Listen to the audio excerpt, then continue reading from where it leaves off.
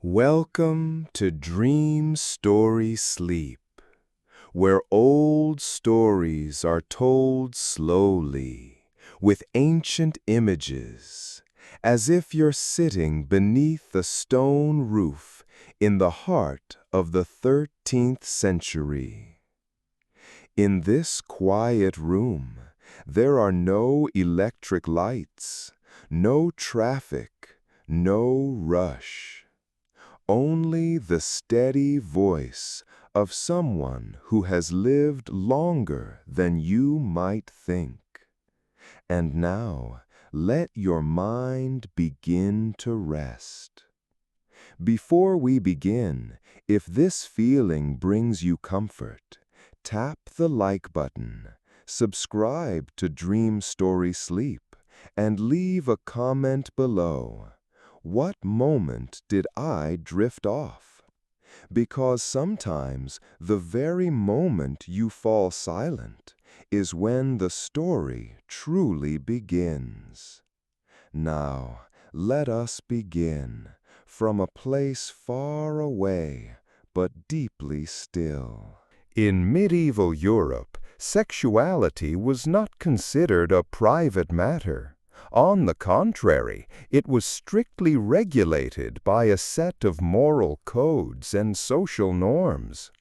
People were judged not only by their community, but also by a broader system of values that governed every aspect of life, where even personal behavior was seen as a reflection of social order. In this context, what we now view as natural, such as intimacy between spouses, was heavily restricted. Physical relations were considered legitimate only when intended for reproduction. If a couple engaged in intimacy for pleasure, it was often deemed improper. Acceptable times for such acts were also narrowly defined, excluding religious holidays, certain sensitive periods in the calendar year, or times related to the woman's menstrual cycle. During these times, any intimate behavior was viewed as a breach of morality, even between married partners. Restrictions extended not just to timing, but also to physical posture. Only one position was considered morally acceptable: the husband on top. Any variation, no matter how minor, could be interpreted as perverse or even offensive to communal norms. Sexuality thus became a structured act, an obligation to be fulfilled, rather than a mutual exchange of affection and consent. In such a restricted environment, personal emotions were often suppressed. It was not uncommon for husbands to feel conflicted or even guilty before approaching their wives. Some had to mentally justify that they were not doing anything wrong.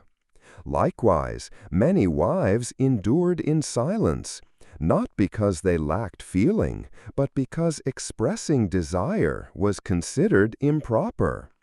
Even when following every rule, the sense of guilt lingered, as desire itself was labeled something to be restrained. In this context, women in particular bore a heavier burden.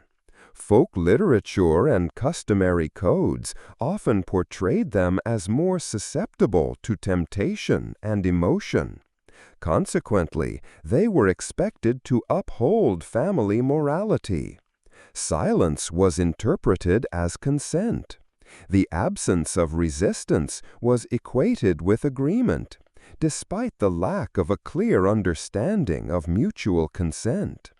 Physical needs, if felt, had to be hidden, labeled as weakness, and suppressed under a system that prioritized male authority. Medieval society functioned like a great mask. Everyone had biological needs, yet no one was allowed to acknowledge them. Sexuality was not to be discussed, taught, or openly expressed. The entire community reinforced a kind of false absence, where natural impulses were silenced by social standards and personal desires replaced with duty.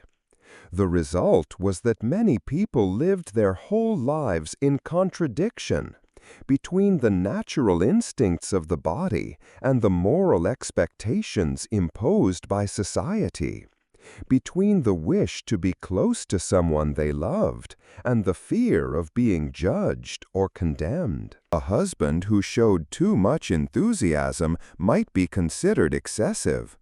A wife who responded actively or showed enjoyment risked being seen as improper.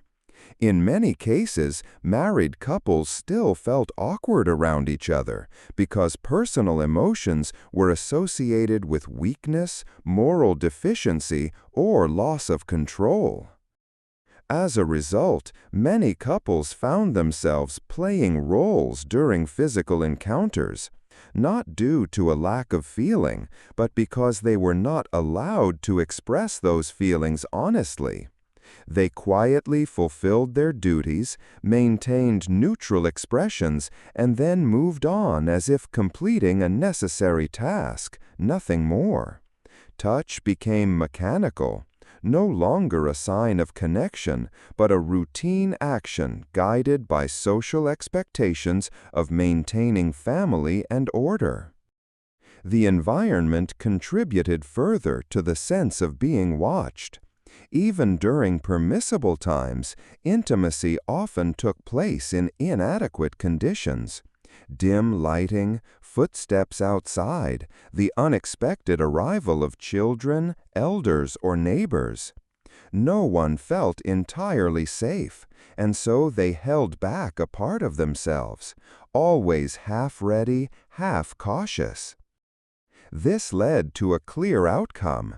Even when society allowed couples to be close, they could never fully enjoy it. Intimacy came with a long list of invisible boundaries. A glance that lingered too long, a heavy breath, a genuine expression. Any of these could cause guilt, as if one had done something wrong, when in truth they were simply trying to share a moment with someone they loved. Within such a tightly constrained social space, even ordinary desires became complicated. They didn't vanish, they were simply repressed and turned into silence. But silence does not mean disappearance. It was merely a survival strategy, to continue doing what was permitted without being seen as someone who had gone astray.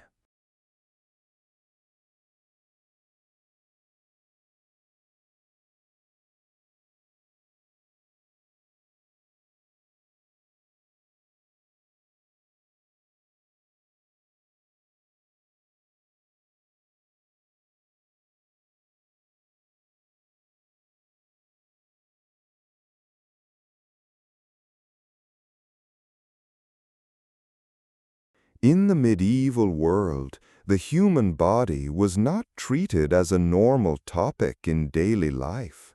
It was neither encouraged to be understood nor openly discussed, and rarely ever seen in full. The body, though the most visible aspect of a human being, became something to be concealed, covered, and at times forgotten. Children grew up without a clear concept of human anatomy.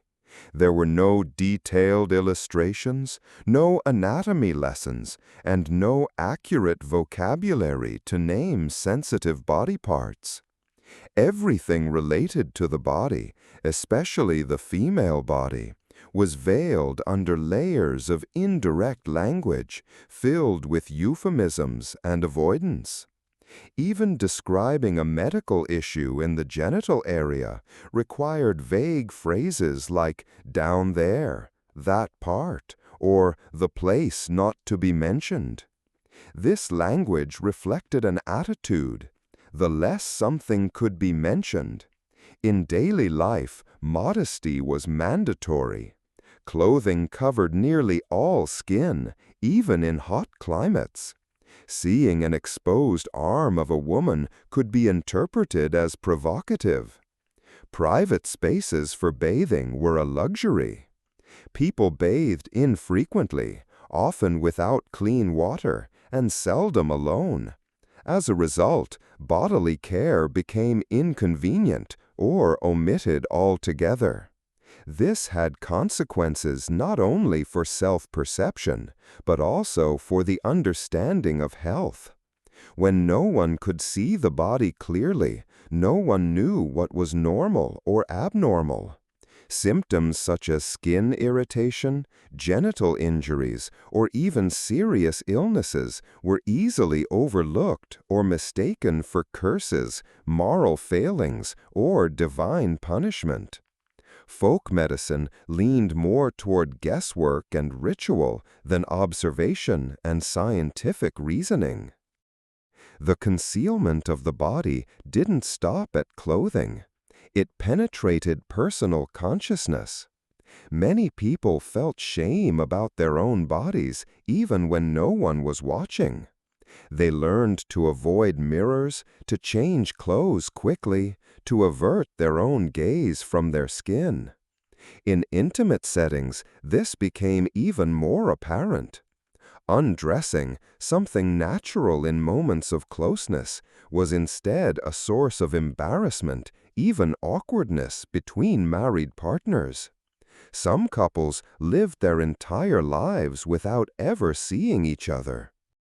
These cultural patterns created a society in which people knew they had bodies, but were not allowed to understand them, explore them, or use them freely.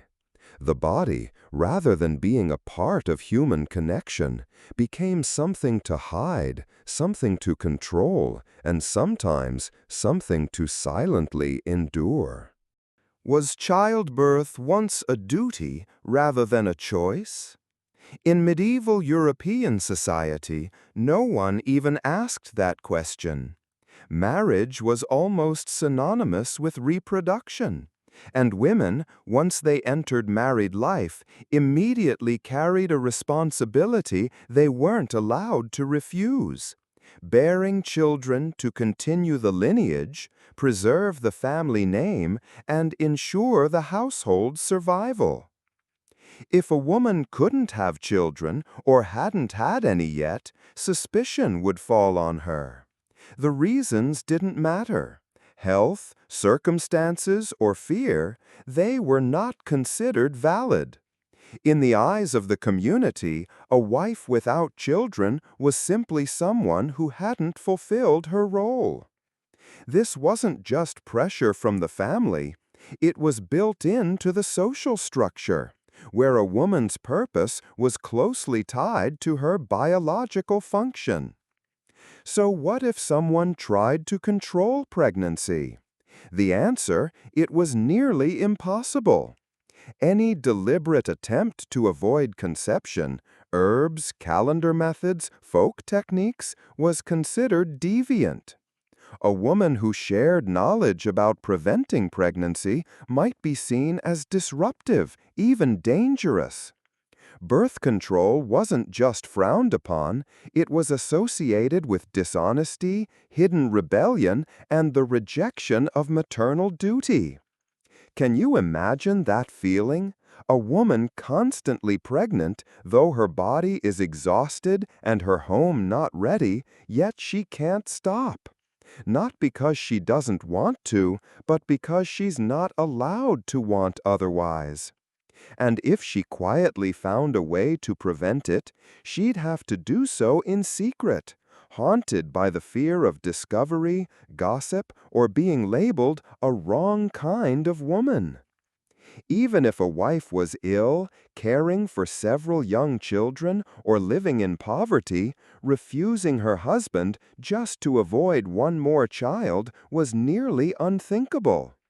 Her right to protect herself was considered less important than her obligation to the family. In the end, silence became her final shield, the only thing she could still use to guard her own boundaries. In this setting, sexuality was no longer connected to emotion. It became an act with a biological goal, procreation. If it wasn't about having children, it was suspect. Intimacy without reproduction was seen as misdirected, even inappropriate. This pushed emotions and genuine human connection out of the picture, replacing them with duty and expectation. And so, in silence, many women began to reclaim even the smallest fragments of control over their own bodies. Whether hidden or going against what was expected, they still tried.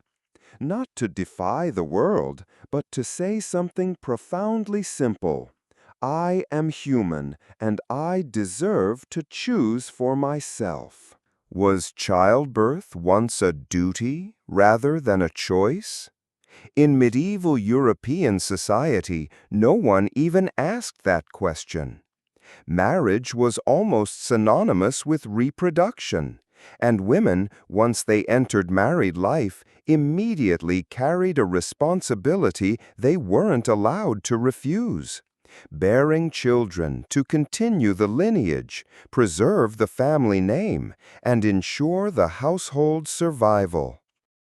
If a woman couldn't have children, or hadn't had any yet, suspicion would fall on her. The reasons didn't matter: health, circumstances, or fear. They were not considered valid. In the eyes of the community, a wife without children was simply someone who hadn't fulfilled her role. This wasn't just pressure from the family, it was built into the social structure, where a woman's purpose was closely tied to her biological function. How long can someone yearn in silence? If a feeling is never spoken, never touched, does it vanish or merely sink deeper, waiting for the chance to resurface? In medieval European society, where all intimacy was defined by duty and protocol, emotions were gradually pushed aside. They were no longer the center of relationships. They became something to restrain. Love, if it existed, was only allowed to take socially approved forms: respect, obedience, the performance of marital roles. But what if someone felt something beyond those limits? What if a man looked at his wife with longing, or a wife felt her heart race from the brush of a hand? These moments were seen as weakness, or worse, as signs of moral failing. Desire was not encouraged, and emotion, when it crossed the boundary of what was considered proper, was labeled as sinful. Can you imagine a man deeply in love with his wife, yet too afraid to show it? Not out of fear of rejection, but out of fear of appearing improper. A hug, a whisper, what should have been ordinary, was filtered through internal hesitation. Am I going too far? Will others think I'm indecent? Feelings didn't disappear. They were silenced, reduced to averted glances, aborted gestures, and unspoken dreams. For women, expressing emotion carried even greater risk. A wife who desired her husband, who took the initiative, could be seen as lacking virtue. If she showed joy in physical closeness, something entirely natural, she risked being labeled as indecent. Words like pure and modest became obligatory masks.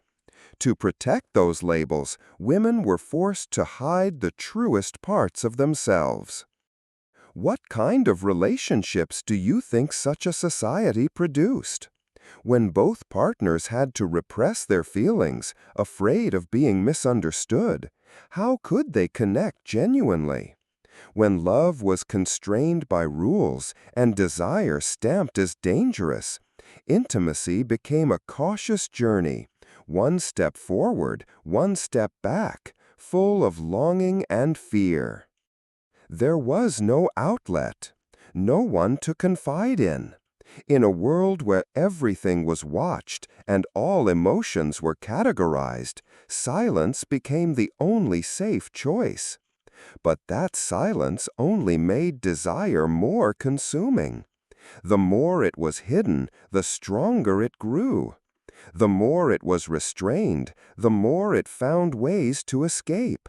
Through a glance, a dream, or even impulsive actions that left the person bewildered afterward. And the greatest question remains. A society may control behavior, but can it control the heart? When desire is labeled as wrong, people don't stop wanting. They just learn how to want in silence. And in that silence, the deepest emotions quietly take shape, though no one dares to name them. There are things that exist in society but are never spoken of, not because they are unimportant, but because they are too sensitive to confront directly. In medieval European society, sexuality, emotion, and the body were pushed into silence. Territories everyone was aware of, yet no one dared to name. Each person was expected to navigate life without the right to truly understand themselves. But silence is not a harmless shield. When children were not taught about their bodies, they confused natural curiosity with wrongdoing. Many records describe adolescents in the Middle Ages having no knowledge of puberty until they were forced into marriage, often at 12 or 14, and found themselves terrified and confused by their new roles. Numerous young girls died during their first childbirth simply because they had no understanding of pregnancy, no guidance in reproductive health, and no one to prepare them. Among noble families, where tradition and honor were paramount, many forced marriages took place under the guise of duty to continue the lineage. Wives did not dare to resist, as to refuse was not just to disobey a husband, but to challenge the entire family line. When harm occurred, both physical and emotional, they lacked the words to express it and had nowhere to turn. One noblewoman, recorded in historical accounts, lost her sanity after bearing 7 children in 9 years, not due to a weak body, but because, in the lower classes, ignorance brought its own quiet tragedies. Women resorted to folk herbal remedies to prevent pregnancy, unverified, often dangerous, leading to poisoning or infertility. A wife might be abandoned by her husband for no longer being fertile, without anyone realizing the repeated strain of childbirth had caused the damage. Men, unable to express vulnerability, turned to alcohol or violence as a release. And so, trauma begot trauma, silently, across generations. Have you ever wondered if a society forbids even the most basic human experiences, what takes their place? The answer is fear. Fear of judgment, fear of being cast out, fear of being abnormal. And in order to live with that fear, people became two selves, one to perform in public and another hidden in the dark. The price of silence does not show up overnight. It accumulates over decades, sometimes centuries, like a quiet erosion. When someone cannot voice their pain, they pass it on silently, through weary eyes, through how they raise their children, through long, unspoken sadness. And society grows upon the foundation of things that were never allowed to be said. Yet even in that silence, small glimmers of resistance emerged. Someone dared to ask, "Why can't we talk about this?" A mother whispered to her daughter the things she herself was never told. A young couple, for the first time, asked each other, "Are you okay?" These moments were small, but they began to crack open the thick shell of silence. As we close this chapter, we are not only reflecting on the past, we are examining the present. How many things do we still hide today? How much of what we call culture or tradition is simply inherited pain left unhealed? And do we have the courage to begin again, to speak, to understand, to live without hiding the truest parts of ourselves? If you had a headache around 1500 BCE, what would you do? There were no pharmacies, no doctors in white coats. Instead, you would go to someone called a healer, perhaps a priest, a nun, or an elder in the village, who wouldn't just ask where it hurt, but also, "Have you recently done something to displease your ancestors?" In ancient Egypt and many early civilizations, healing wasn't just about the body. It was a ritual where illness was seen as a sign of imbalance not only in the physical self, but also in the spirit and the cosmos. People believed that every pain had a deeper cause beyond infection or injury. A disturbed soul, a broken taboo, or a forgotten deity, all could bring about illness. Can you picture the scene? A man curled up with fever, lying on a mat in a room filled with the scent of resin, beside a bowl of water mixed with salt, herbs, and fragments of black ink on papyrus. The healer begins chanting ancient incantations, not to fight bacteria, but to calm a troubled spirit. The combination of words, fragrance, and rhythm, that was their medicine. To the ancient Egyptians, the body was part of a larger order. The heart didn't just pump blood, it was the seat of the soul. The liver, intestines, and lungs each carried symbolic value, linked to morality, memory, and the afterlife. Healing, then, wasn't just about making the pain go away, but about restoring sacred harmony within the body, as if the body were a miniature cosmos. They had medical texts like the Ebers Papyrus, recording hundreds of remedies, from snake bites to fertility issues. But alongside herbs were spells. Alongside clinical observations were omens.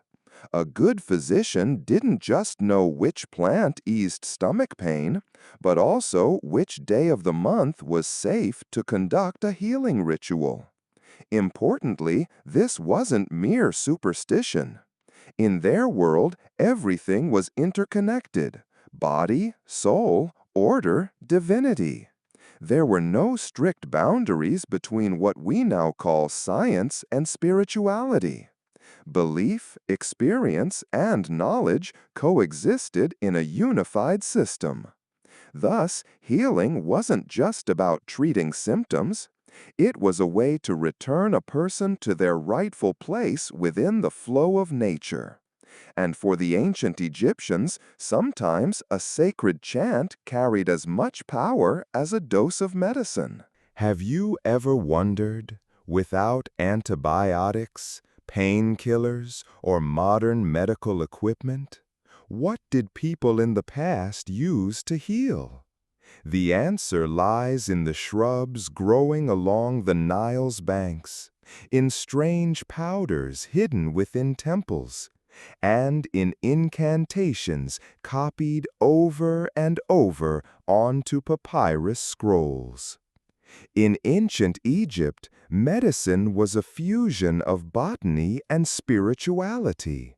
They believed every plant carried a spirit, a mysterious energy that could either heal or harm, depending on how humans approached it. A root could cure a toothache. A fragrant resin could dispel fear. A crushed petal mixed with goat's milk could ease a persistent fever. They didn't just use these remedies, they documented them. And even today, their pharmaceutical knowledge continues to amaze modern researchers. But the true uniqueness lies in this: medicine never stood alone. It was always paired with words. A traditional prescription began with the patient's name spoken aloud, followed by a call to protective deities, and only then the herbal mixture. Without the invocation, the medicine wouldn't work, or so they believed. This wasn't superstition, it was faith, strong enough to soothe a child's cough with nothing more than a mother's warm hand and a whispered lullaby. Spells were written in careful red and black ink, as meticulously as a work of art. Many wore them in small cloth pouches, around the neck, under the pillow, or wrapped within a waist sash. A young mother might place one on her newborn's chest, hoping to ward off evil winds from outside. A merchant heading on a long journey carried a pouch filled with ginger, myrrh, and salt, along with a prayer. "O gods, keep my bones from breaking on the long road ahead." And if you think this was merely superstition, consider their medical texts. Detailed prescriptions, precise dosages, and surprisingly accurate diagnoses. So accurate, in fact, that modern physicians are often astonished. They trusted in unseen energies while applying empirical knowledge, not in conflict, but in complement. That faith, like sun-baked limestone, was not easily shaken. It helped people endure pain, overcome panic, and place hope in something greater than themselves. In a world constantly threatened by accidents, wars, and plagues, simply believing, "I will be healed," was often half the cure. Thus, medicinal herbs, sacred spells, and unwavering belief formed a mystical triangle that sustained ancient society for millennia. And no matter how advanced science becomes, perhaps humanity still hasn't outgrown that deep-seated need to be healed in body and spirit. We often think of surgery as a product of modern times: bright operating rooms, sterilized tools, and gloved doctors. But if we go back thousands of years, we'll see that ancient Egyptians had surprisingly precise surgical tools, not made of steel or titanium, but of copper, hammered thin enough to slice skin without tearing flesh. In tomb paintings that remain, we see images of the Swenu, healers, shaving incisions, stitching with needles and thread. They knew how to splint broken bones with resin-soaked cloth. They cleaned wounds with fermented date wine, a natural antiseptic. They understood that an unclean cut could be deadly. And so, amid an age of pyramids and gods, a primitive concept of sterilization quietly took root. But what stands out isn't just the technique, it's the spirit behind it. Every operation, no matter how minor, was seen as an intervention in the balance between life and death. And the name most often invoked in these sacred moments was that of the god Anubis. Anubis, the jackal-headed deity, guardian of the dead, was considered the overseer of all actions concerning injured bodies. Before making a single incision, the healer would whisper a prayer. "Grant me a steady hand, a sharp blade, and may the breath of life remain within this body." This wasn't to ease fear, it was an acknowledgement of the sacredness of life. Can you imagine the tension? A craftsman with a shattered thigh bone after slipping while carrying stone. He lies on a grass mat, bruised and silent from pain. The healer enters with wooden splints, a small blade, clean linen, and a jar of resin mixed with wine. But the first thing he does isn't to reach for his tools.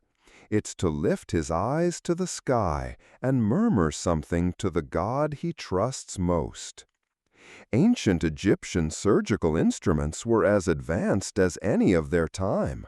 Scalpels, scissors, sutures, clamps, crude but sufficient to remove necrotic tissue, drain abscesses, even open skulls to release trapped spirits. And with every motion came a small ritual, a prayer, a gesture, a reverence, as if handling the stars themselves. It reminds us, in the ancient world, science and spirituality didn't conflict, they coexisted. The precision of the hand didn't diminish the power of the prayer. And to the Egyptians, a healed wound wasn't just a triumph of medicine, it was a sign that the gods had smiled. In ancient Egypt, women were not just mothers, wives, or lovers. They were living symbols of fertility, of cycles of rebirth tied to the cosmos. And their bodies, with all their complexity, sensitivity, and sacredness, were never seen as things to be controlled. On the contrary, they were honored, studied, and protected by both medicine and divinity. Ancient Egyptians' women held a rare status compared to most civilizations of their time. They could own property, divorce, learn to read, and, most importantly, receive medical care tailored to them. Not because they were fragile, but because people understood the health of women formed the foundation for the survival and growth of the entire community. Did you know there were obstetricians more than 3,000 years ago?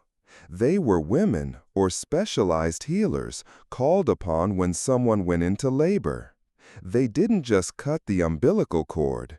They prayed, burned incense, and drew protective symbols below the mother's belly. And in all those rituals, one name was always invoked, the goddess Tauret, protector of mothers and newborns. Tauret, with the body of a hippopotamus, the limbs of a lioness, and a round, pregnant belly, was carved on walls, household altars, and necklaces worn close to the heart. She was a reminder, no woman is alone. When a woman cried out in labor, she knew she had the right to scream, to tremble, to fear, because she was surrounded not just by people, but by gods who listened. Ancient medical texts recorded methods to diagnose pregnancy, treat menstrual disorders, address infertility, and even shield the fetus from harmful spirits. One famous method involved placing an onion near the vagina to detect pregnancy. It may sound strange, but in a world without ultrasounds, it was a blend of instinct, scent, and centuries of accumulated knowledge. And when it came to birth control, the ancient Egyptians were pioneers. They tested everything from honey-based barriers to resin plugs to natron mixtures. Not everyone used them, but the idea that a woman had a say over her own body had already begun to take shape. In a world where women elsewhere were often silenced, the women of the Nile held their ground. This doesn't mean everything was fair or that prejudice didn't exist. But in the midst of challenges, Egyptian women still had a space to be cared for, be acknowledged, and be trusted. That, even in today's modern world, is still not a universal guarantee. The ancient Egyptians did not fear death. They prepared for it throughout their lives, not with anxiety, but with care. To them, death was not an end, but a transition, a crossing into another phase of existence, where the soul continued its journey through the mysterious underworld, Duat, in search of eternal life among the gods. Because of this belief, they turned death into an art of preservation, of guidance, and of hope. That art had a name: mummification. Imagine a man who has just passed away, a humble stoneworker living by the Nile. His family takes him to the house of purification, a sacred, solemn space where embalmers begin preparing his body for eternal life. The internal organs are carefully removed and placed in canopic jars, each protected by a specific deity. The brain is extracted through the nose using a slender metal tool. The body is dried with natron salt, a powerful preservative. You might think this is just technique, but no. Every action was accompanied by ritual. Each incision, each layer of linen was performed with a chant, calling the deceased's name, invoking protective gods, and praying for peace in the journey ahead. It was the perfect blend of medicine, chemistry, and spiritual devotion. And then came the most awaited moment, the opening of the mouth ceremony. This wasn't a magical resurrection. It was a symbolic act, to allow the departed to breathe, speak, eat, and feel in the next world.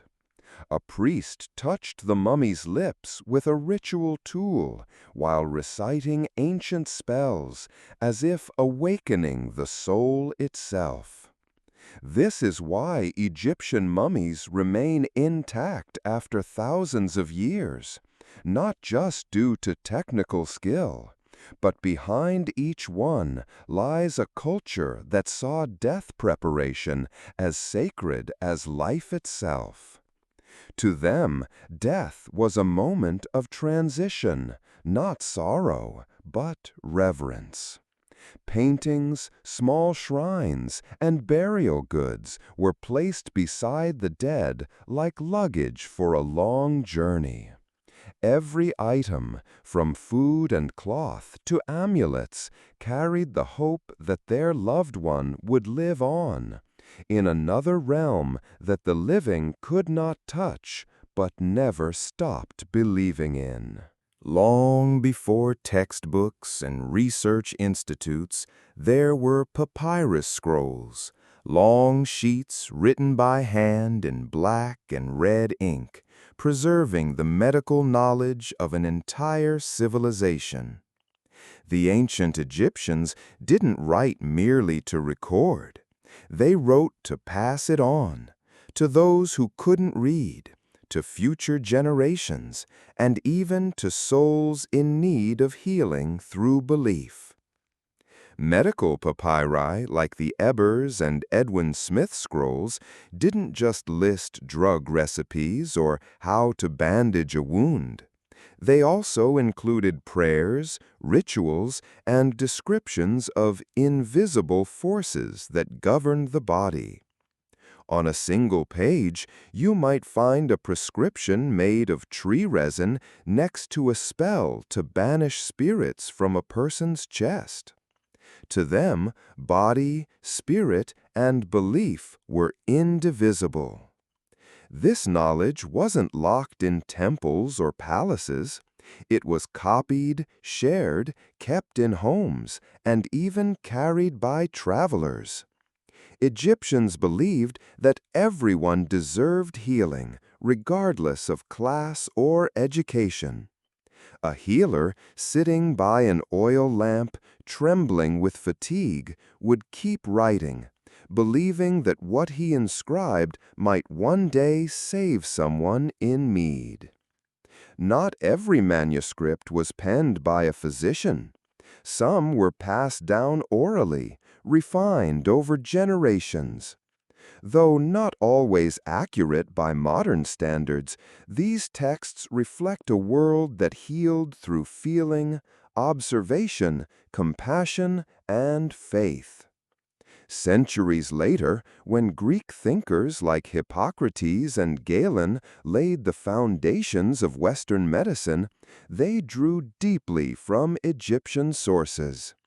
Clinical observation over myth, belief in balancing bodily fluids for health, combining physical treatment with mental comfort. These ideas were translated into Greek, Latin, and Arabic, spreading across medieval centers of learning. Scholars in Toledo, Cordoba, Paris, and Bologna used them as core medical texts for centuries. In other words, Egyptian knowledge didn't disappear. It transformed and continued to live on. Perhaps the most profound aspect was this: the ancient Egyptians didn't separate body, soul, and mind. When they healed, they didn't just treat pain. They addressed fear, guilt, trauma, and even shame. To them, a sick person wasn't just a broken body. It was a soul calling for help. This is why their medicine wasn't merely about curing disease.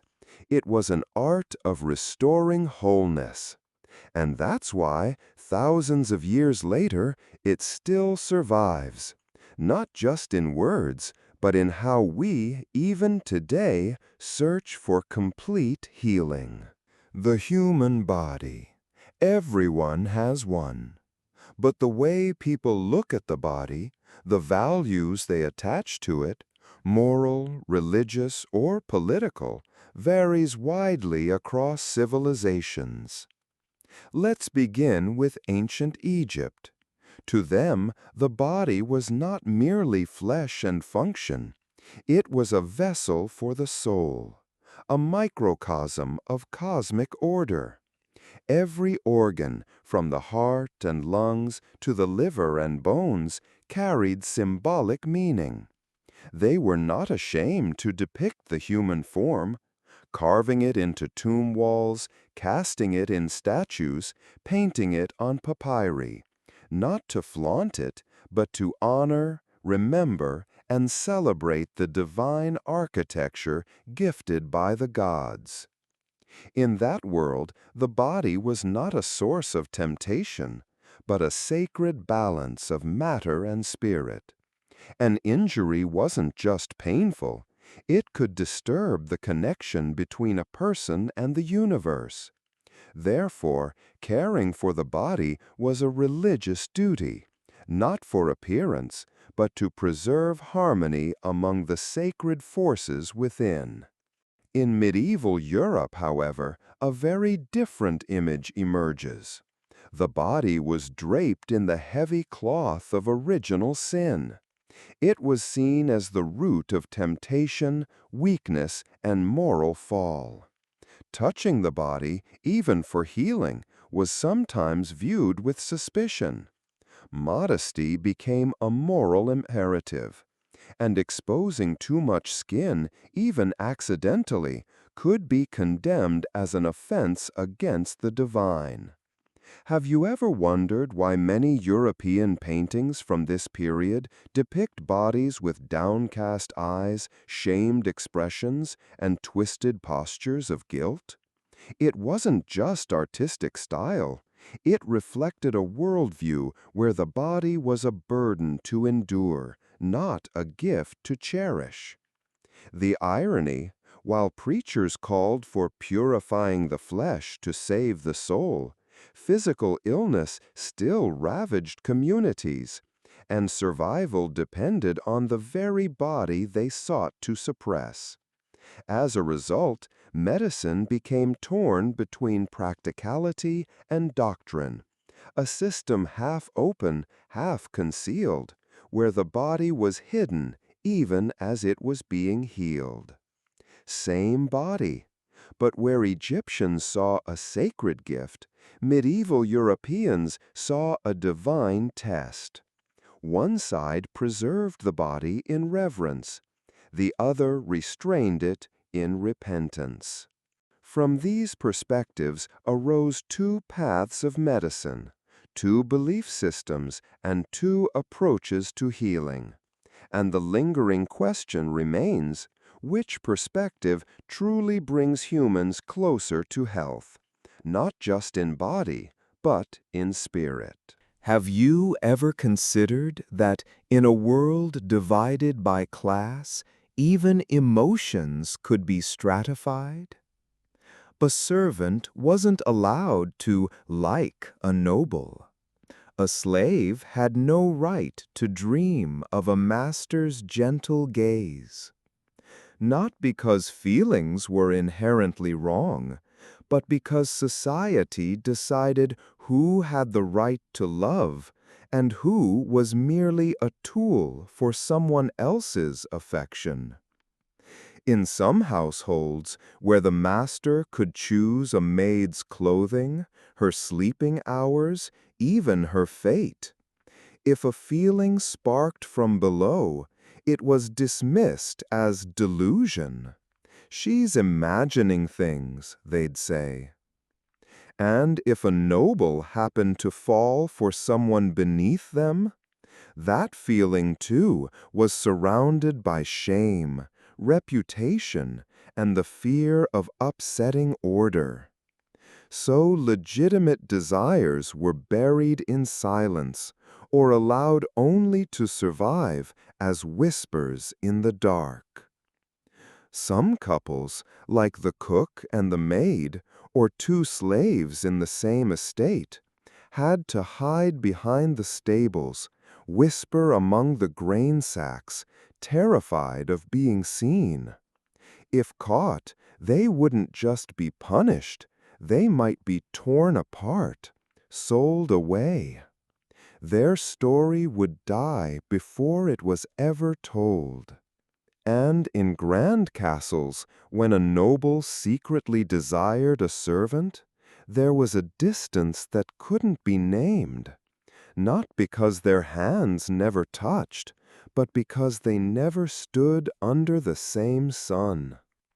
They might exchange glances when night fell, brush fingers when passing a towel, but by morning the order must be restored. No one was allowed to carry feelings into daylight. In ancient Egypt, though the rules were gentler, that didn't mean fairness prevailed. Nobles could marry a servant if they chose, but a servant could never initiate love toward the elite. Desire was permitted only in one direction. A few love stories that crossed these lines were carved onto tomb walls, but they were exceptions, not the rule. Desire, something all humans are born with, became something regulated, ranked, and restricted. No one openly declared it, but every touch had to obey class boundaries. And so, those who loved the wrong person, even with just a glance, became guilty by default. So what was love in such a world? A faint flame hidden beneath shadows? A quiet form of rebellion? or the only thing left that reminded people they were still human. Not everyone is born to obey, and not every act of service is without a heart. He was a servant, born in the stables, raised among mud and sweat. His name was never etched into any family tree. Yet each morning it was his hands that crafted the master's boots. Each evening he lit the lamps, scrubbed the stone floors, and kept silent as though he didn't exist. Then she appeared, the only daughter of the Count, a noble lady whose gaze was unlike the others. No arrogance, no pretending he was invisible. When he bowed, she nodded back. When he handed her a towel, she said thank you. A servant was not allowed to feel, but his heart didn't ask for permission. He never spoke, never stared too long, but every time she passed the stables, he waited just to see her dress catch the wind. To him, it wasn't a fantasy, but a quiet reminder that he was still human. And then the day came. She was to be married to a lord twice her age. He knew he couldn't stop it, but he couldn't remain silent either. The night before the wedding, he left a pair of boots he had made for her, every stitch crafted by his hands. Inside was a small note. If you feel pain, remember someone once wanted to keep you for who you are, not for your blood or title. They found out. He was beaten, bound, and exiled. No one dared defend him. But as he walked through the castle gates, he did not bow. And in front of the many servants watching, he declared, I am exiled for daring to love, but at least I did not live like a shadow. No one clapped, but months later, young stable hands began writing each other's names on the bricks of the barn, as if each name deserved to exist. Another servant talked back when struck. Some began writing letters, not to send, but to remember that they too once knew love. His story wasn't a revolution. It didn't change the world, but it was the first sound in a silent night. Proof that one does not need noble blood to love, nor pedigree to hold pride. And when a poor man dares to love, even when he is forbidden, that is when the structure begins to tremble. No one remembers the full names of the 4 servants, but everyone remembers the exact day they stood tall. It was during the scorching season in the borderlands of Egypt, where limestone blocks were dragged across the desert by bare hands. Their master, a regional vizier, was constructing a new tomb. The materials were white limestone, quarried from the mountains and rolled across miles of sand. Those who dragged the stone, chiseled it, or pushed with blistered hands under the sun had no names. They were known only by numbers or slashes on their belts. The 4 servants, 3 men, 1 woman, were not laborers. They worked inside the vizier's estate. But after a maid was summoned to his room and did not return until morning, all 4 stood up. No tears, no kneeling, no orders needed. They led the girl to the gate. A guard tried to stop them. He was beaten with his own staff. The crack of his skull sounded like stone breaking.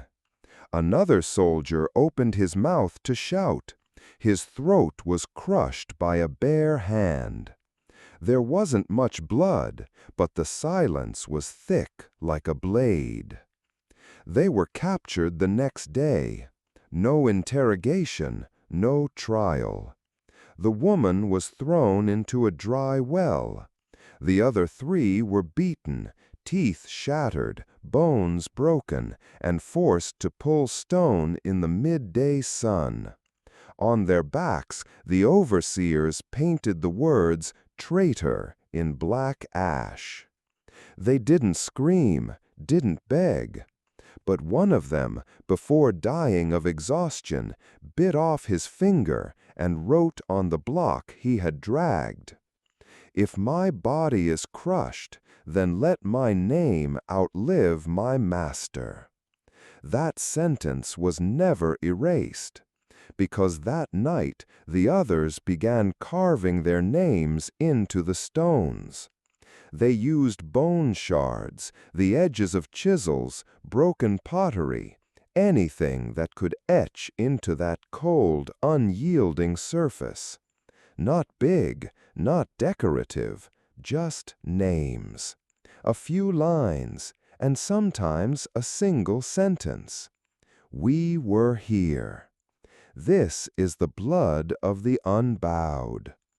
The next morning, the overseer ordered the blocks turned over, so they carved on the other side. Stones with erased names were refused. Punishments followed. One man was hung by his wrists for 3 days. But when released, he crawled to a block and carved again. Not to be honored, not to be remembered, but not to be erased.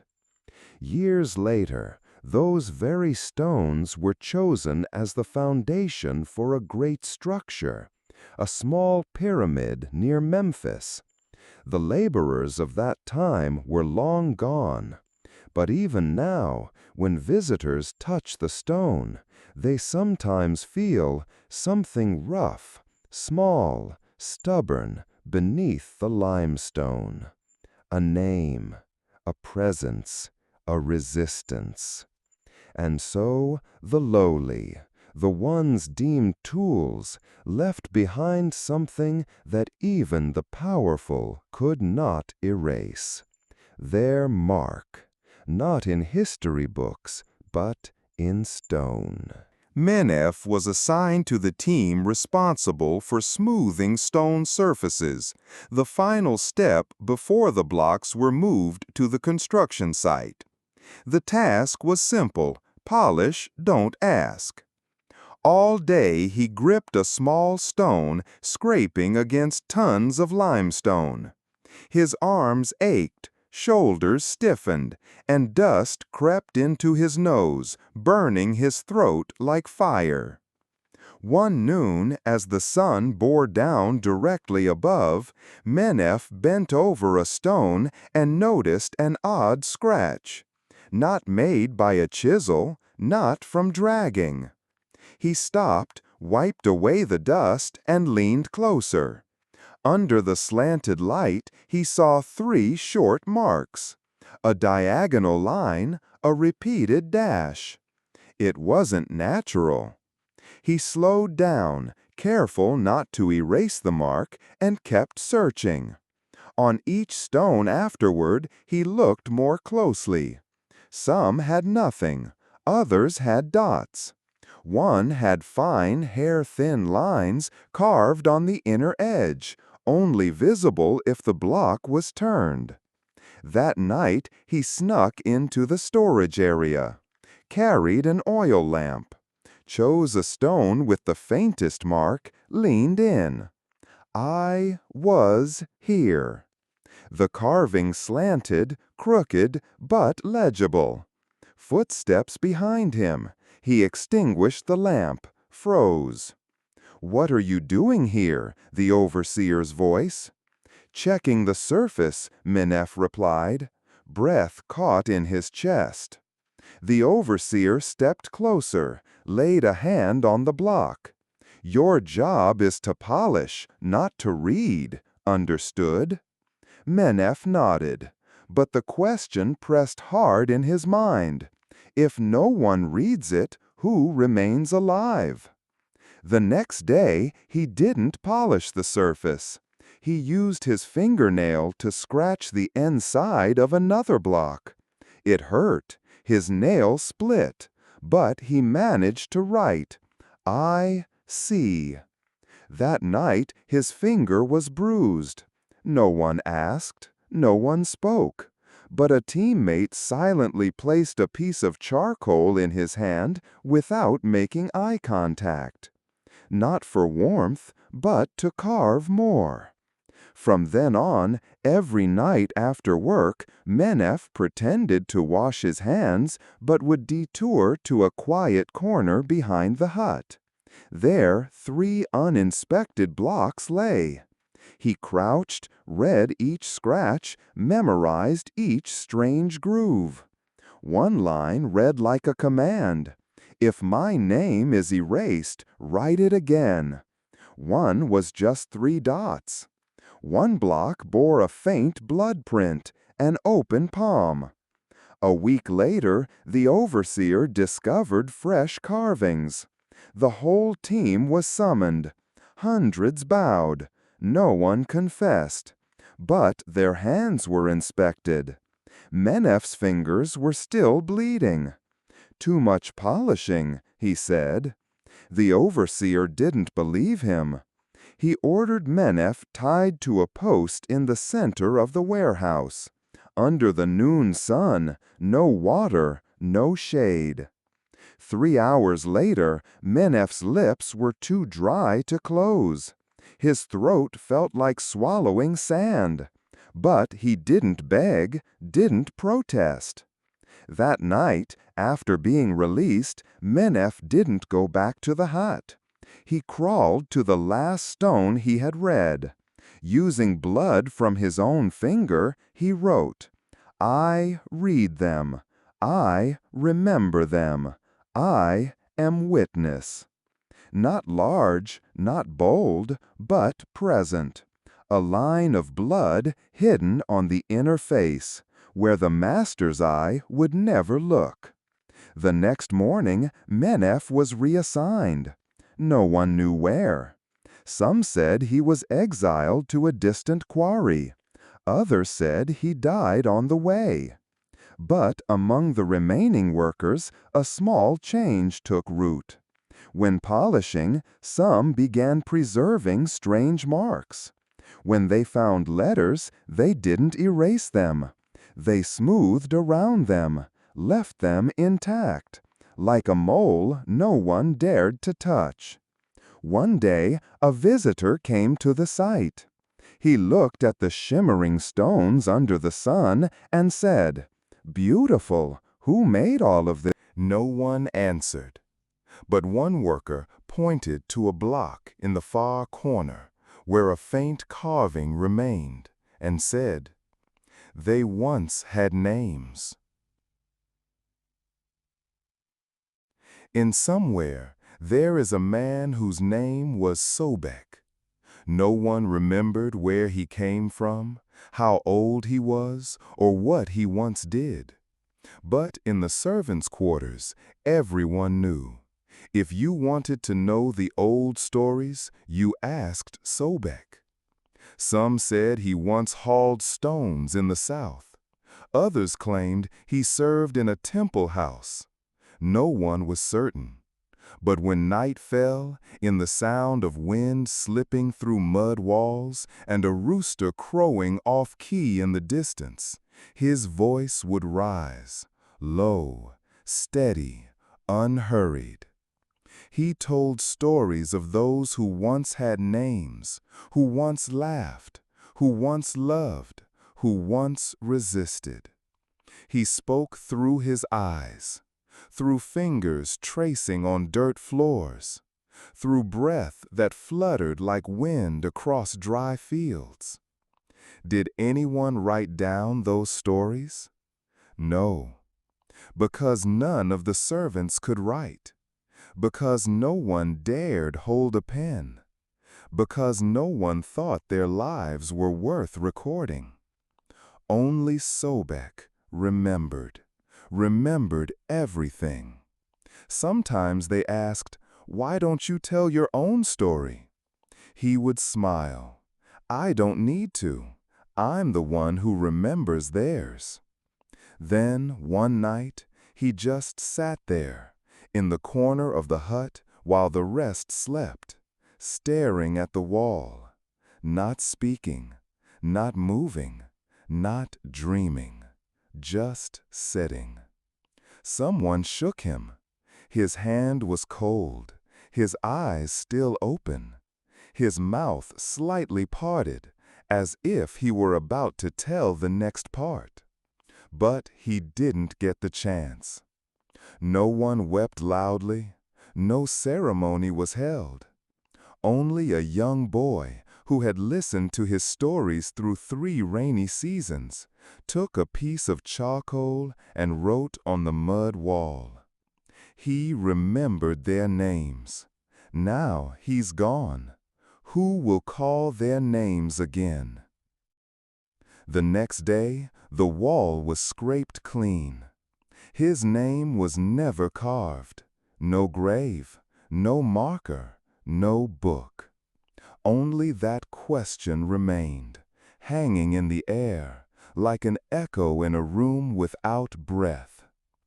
If no one remembers your name, did you ever truly exist? You don't need to read a book. You don't need to understand history. Just stand before a pyramid, and something inside you slows down. Your chest feels heavier, your throat drier. And the first question is always, why is it so big? The pyramid isn't just tall, it's massive in gravity. It pulls your gaze, it pulls shadows, it pulls the smallness out of a person. Standing before it, you can't help but look up. That's not a casual reaction, it's an unconscious submission. There's no music, no laughter, no windows, just massive stone blocks, each weighing dozens of tons, stacked in perfect rows, cold, precise, emotionless. There is nothing entertaining, nothing soft. The pyramid wasn't built for people to enter. It was built so people would stand outside and look up. Have you ever wondered where those stones came from? Who brought them? Who cut them, dragged them, stacked them, without leaving a name? There's no complete answer, only guesses. But what's certain is this: it wasn't built by gods. It was built by human bodies. When the sun rises high, light slides down the pyramid's edge, forming razor-sharp lines. The heat doesn't just fall from the sky. It bounces up from the scorching stone ground. This is not a place to live. It's a place to worship, to obey. A structure with no human presence, yet shaped like absolute authority. From afar, the pyramid is a perfect triangle. But up close, it's a collection of millions of blocks, each one an order. A single stone says nothing, but millions form a silent scream. It doesn't need to speak. Its presence is both answer and command. Some may call it a tomb, but why would a dead man need a mountain of stone? One dead, and hundreds of thousands of living souls must bend down to build him an eternal dream. Try imagining it, not from a photo, but standing right there, under heat above 40 degrees, with winds carrying sand that slices your face, you'll see that greatness isn't holy. It's weight, cold, silent, immovable. That is power. It doesn't need to speak. It doesn't need to justify. It just needs to exist. A mass so grand that the small no longer dare to ask questions. The pyramid is not a shelter, not a salon, not a symbol of wisdom. It's a physical proof of a system where people are stacked like the stones themselves, layer by layer, not to be switched, not to ask why. Do you realize where you stand in that pyramid? Not at the top, not in the middle. Perhaps you are part of the foundation.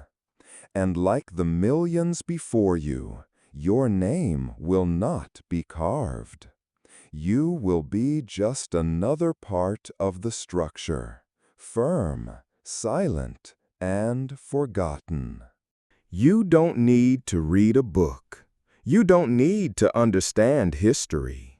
Just stand before a pyramid, and something inside you slows down.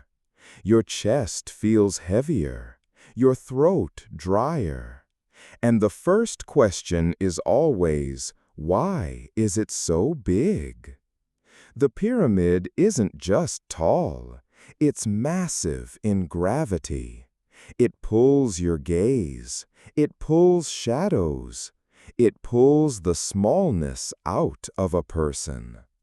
Standing before it, you can't help but look up. That's not a casual reaction, it's an unconscious submission.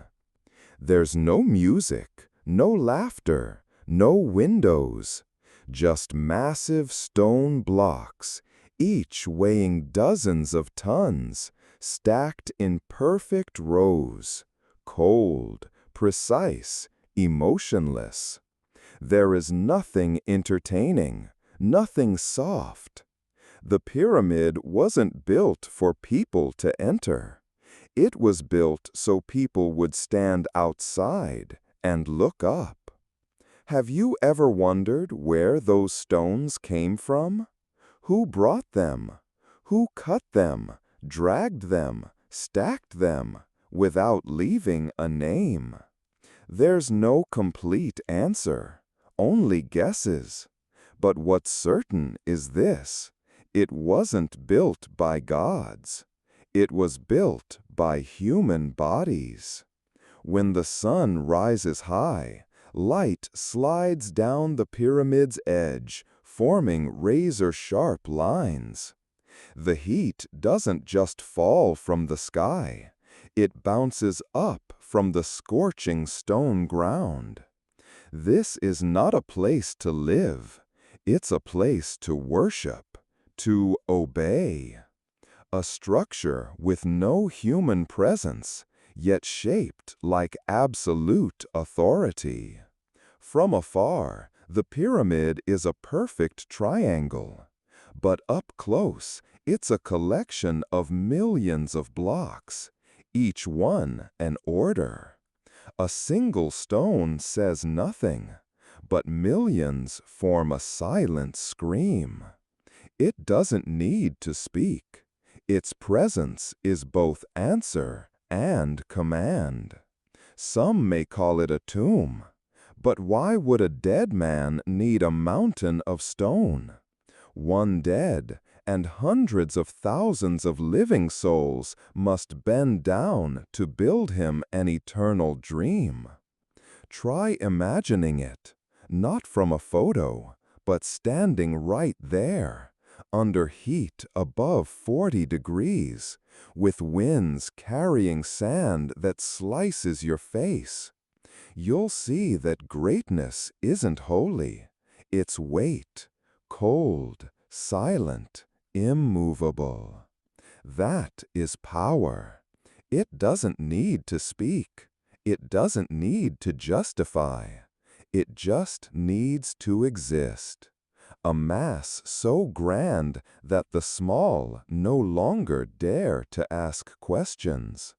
The pyramid is not a shelter, not a salon, not a symbol of wisdom. It's a physical proof of a system where people are stacked like the stones themselves, layer by layer, not to be switched, not to ask why. Do you realize where you stand in that pyramid? Not at the top, not in the middle. Perhaps you are part of the foundation. And like the millions before you, your name will not be carved. You will be just another part of the structure, firm, silent, and forgotten. We can marvel at the height, the geometry, the perfection of the edges. But to understand the pyramid, forget the mathematics for a moment. Start with the numbers. Over 2.5 million stone blocks, each weighing between 2 and 80 tons. No exaggeration. That's archaeological data. Imagine this. You need to move a 10-ton block. No engines, no cranes, no steel. Only wood, rope, earth, sweat, and people. Archaeologists have tried. A group of 18 men pulled a 2-ton stone over a wet surface. It took nearly an hour to move it 100 meters. And that was under ideal conditions, with favorable weather. In the ancient world, the ground was soft, the slope steep. Breaks were not allowed. And in the end, if you stopped, you weren't just beaten, you were replaced. The ancients had no cranes.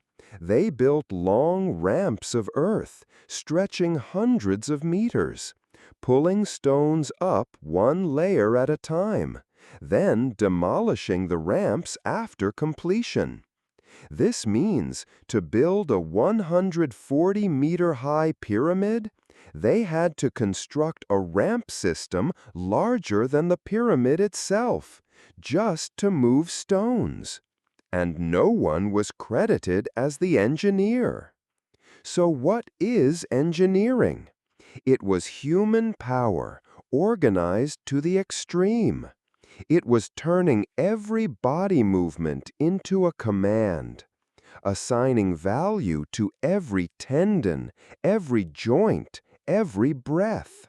Not with money, but with whips and lists of replacements. Ancient documents offer few details, but in an inscription found in Deir el-Medina, it reads, "A man was punished for resting before the sun had set." No name, just one sentence, but enough to imagine. A society where engineering was command, not innovation. Each stone wasn't moved with tools alone. It was moved by people who had been turned into tools. And when they laid each block, there was no room for a mistake, even half a hand's width. A minor misalignment would throw off the whole structure, destabilize the pyramid, collapse everything. The strangest thing? There are no records of such errors, no discarded stones found in mass, no failed prototypes. Only two possibilities. They were either impossibly perfect, or the errors were buried along with those who made them. So what were pyramids built from? Not just stone, but absolute discipline, fear, and the sacrifice of human lives in exchange for permanence. A stone misplaced? The man pushing it might be dragged down with it. No rescue, because what they were building was greater than any single life. A collapsed ramp? Not mentioned.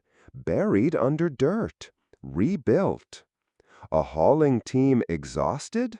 Not allowed. If one man fell, another took the rope and kept pulling. No one remembers their names. But when you stand before that perfect structure, don't ask, how did they build this?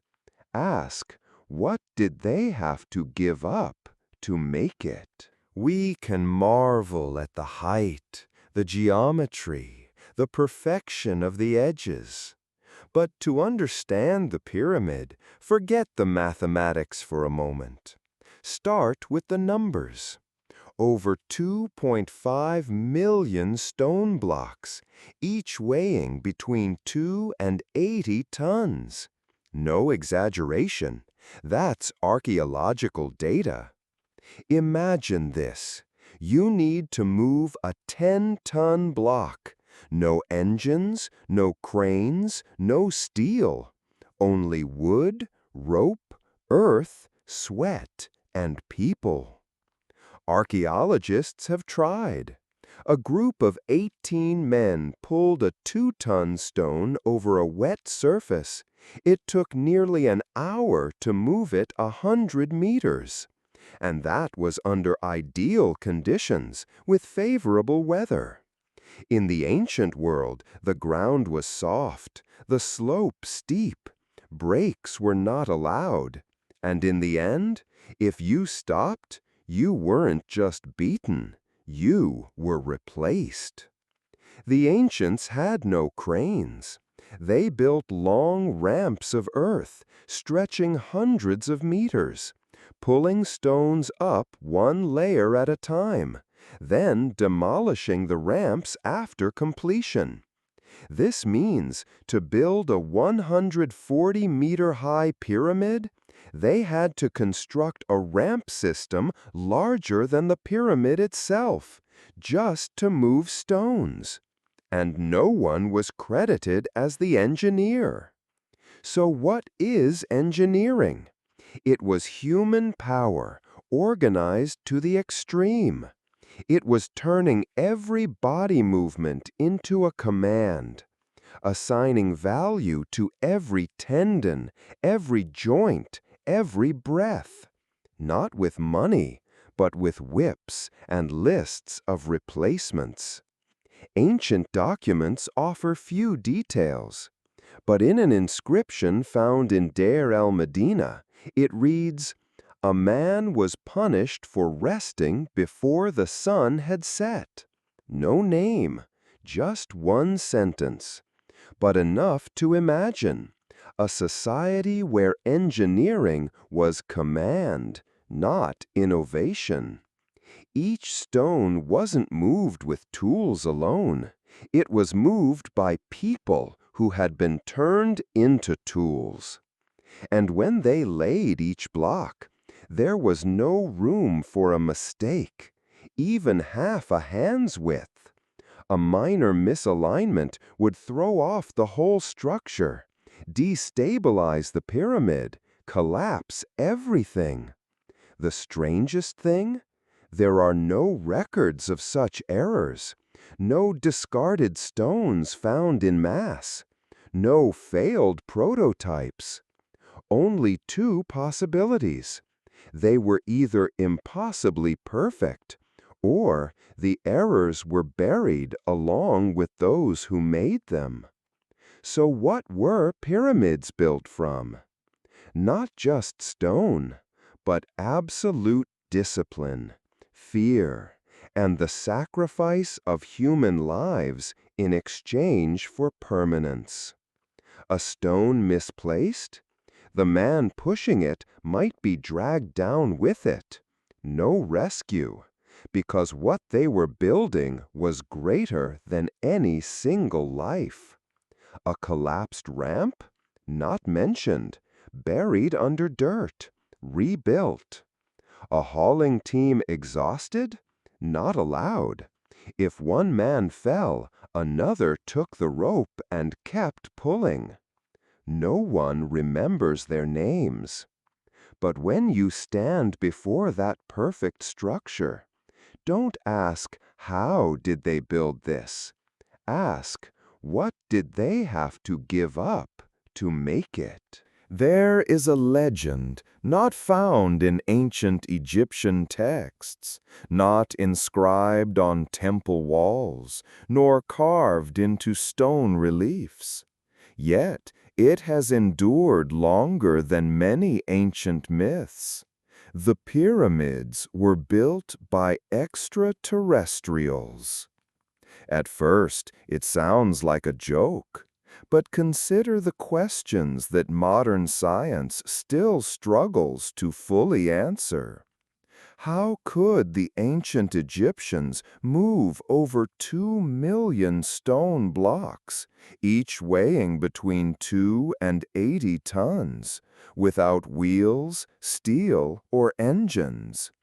How could they align the Great Pyramid of Giza almost perfectly along the north-south axis, with an error margin of less than 0.1 degrees? Why does the ratio of its height to base almost exactly match pi, or the golden ratio? Even though those concepts were never recorded in known Egyptian mathematics. When conventional history can't explain, speculation steps in. In the 1960s, a wave of Western books and documentaries proposed that massive structures like the pyramids could not have been built by humans alone. Perhaps an alien civilization with superior technology intervened. They didn't just observe, they taught, they assisted, and maybe they built. Proponents point to suggestive evidence. The pyramid shape resembles energy collectors or electromagnetic amplifiers. Some researchers note the alignment of the three Giza pyramids mirrors the constellation Orion's belt. Some ancient artwork even depicts deities with oddly shaped heads, arguably non-human, interpreted by some as alien visitors. To the ancient gods, gods didn't only reside in the heavens. They descended, taught civilization, established order, and returned to the stars. The idea of celestial beings bringing wisdom, power, and culture easily morphs into the modern concept of aliens. But this legend is compelling not only because it's mysterious. It also reflects a deeper doubt in modern minds. Could a pre-industrial civilization truly build something this great? This question touches a nerve. It challenges our assumption that ancient humans must have been primitive, incapable of complex math, engineering, and logistics. So, when they succeeded, some look upward for the answer. Most archaeologists reject this theory. They argue it undermines the intelligence of ancient people, ignoring centuries of accumulated knowledge in architecture, labor organization, and cultural dedication. Attributing the achievement to aliens may erase the ingenuity and persistence of Egyptian builders. Yet, despite scientific dismissal, the legend survives. It thrives in movies, science fiction, and captivating conspiracy theories. It flourishes in the imagination of millions. Most importantly, it transforms the pyramid from a structure into a symbol of the unknowable. Perhaps the pyramid's greatness isn't in its height or age, but in this: even when you stand before it, you still don't truly understand it. And when humans don't understand, they create myths. Because where stone falls silent, imagination speaks. Not everyone believes the pyramid is a tomb, and not everyone thinks what's buried inside is just a corpse. Some believe the pyramid is something entirely different, not a place where life ends, but a structure that opens a gateway to something unnamed. From thousands of years ago, ancient texts describe the rituals to send the king's soul not just to rest, but to travel. These include spells, star maps, instructions to bypass barriers of light, and pathways between constellations. It was believed the soul, upon leaving the body, would cross the Milky Way and arrive at another planet, where the gods greet with light. No one knows what that planet is, but in surviving texts it's always called the Eastern Realm of Eternal Light. And the pyramid, with its shape like a skyward arrow, was seen as the device that showed the way. Its triangular form, vertical axis, precise slope, narrow passageways, and sealed chambers led many to believe the pyramid isn't just a container of death. It's a ceremonial apparatus, a spatial machine capable of opening a doorway to a different dimension, where matter and soul are no longer bound by physical laws. Some mystics call it a stargate, a cosmic portal, a point of intersection between two realities, where, if the ritual is correct and the frequencies align, the dead do not descend into the earth. They ascend into the stars, not to vanish, but to be reborn in a new form. Sounds like fiction, but look at what modern science is discovering.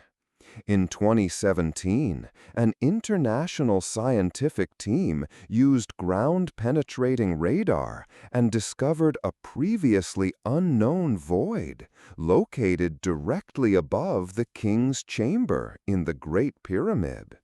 This cavity stretches over 30 meters, with no entrances and no known function. Why would such a large space exist, completely inaccessible? One theory suggests it could be a chamber of lost knowledge, a stone library buried before humanity's historical reset. Some believe that when the Library of Alexandria was destroyed, its most precious documents were not lost, but hidden. Not in a monastery, not in a cave, but back where it all began, the pyramid. If true, then we are not looking at just architecture. We are standing before a vault of humanity, containing what might be our greatest and perhaps most dangerous. Because if those writings exist, why were they hidden? No one knows. Some say the knowledge was too advanced, capable of derailing human development. Others say it holds technology, prophecy, or the means to alter civilization.